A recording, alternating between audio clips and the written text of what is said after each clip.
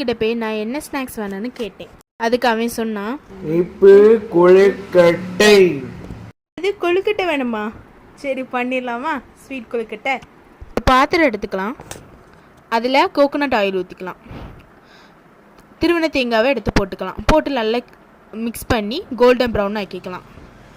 ஜாங்கிரி போட்டுக்கலாம். போட்டு இந்த மாதிரி கிண்டி வச்சுக்கணும்.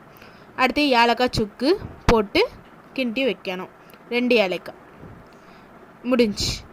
அடுத்தது நம்ம அரிசி மாவு, வறுத்த அரிசி மாவு எடுத்துக்கணும். கொஞ்சம் சால்ட்டு, ஹாட் வாட்டர் கொஞ்சம் ஊற்றி நல்லா மிக்ஸ் பண்ணி இந்த மாதிரி சாஃப்டாக பிசைஞ்சு எடுத்துக்கணும். இந்த மாதிரி சாஃப்டாக இருக்கணும்.